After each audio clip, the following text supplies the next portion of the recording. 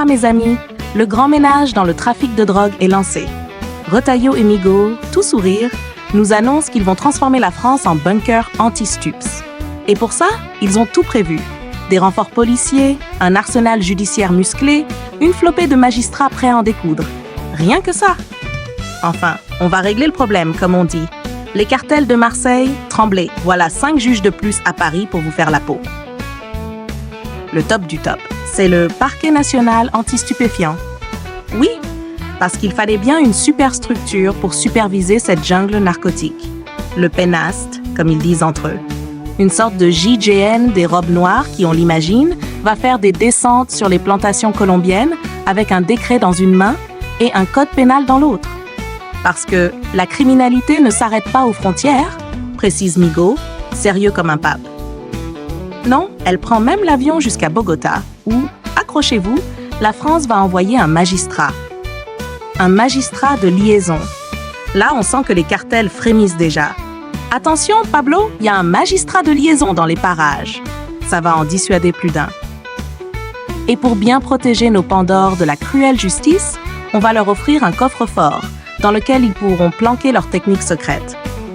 Et oui, fini les petites fuites, maintenant la police va faire ses enquêtes dans le plus grand secret, sans qu'on sache comment elle fait. Transparence? C'est pour les naïfs, ça.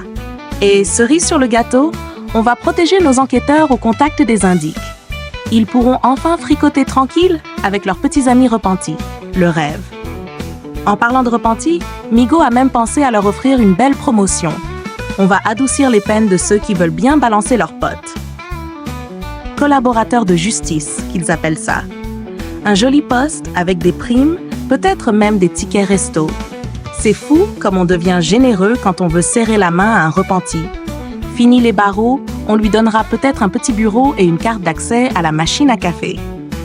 Mais tout ça ne serait rien sans les consommateurs, ces amateurs éclairés qui alimentent le système, comme on nous le répète.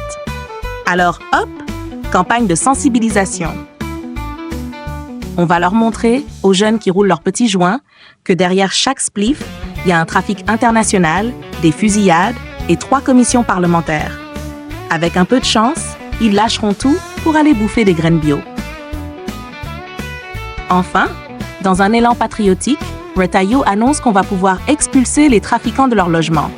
Imaginez la scène. Le dealer en bas de la cité qui se retrouve à la rue, à la place de son 3 pièces, avec un avis d'expulsion signé de la main du ministre. Ça en jette, non?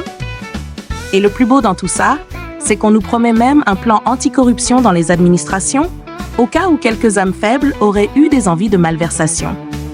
Autant dire qu'avec tout ce beau programme, on devrait être tranquille pour un moment.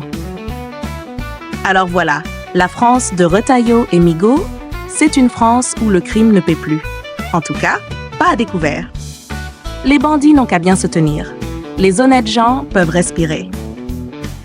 Du moins jusqu'à la prochaine annonce choc sur la lutte anti-drogue, celle qui nous promettra encore plus de moyens, encore plus de bureaux et pourquoi pas, un bon vieux contrôle des frontières.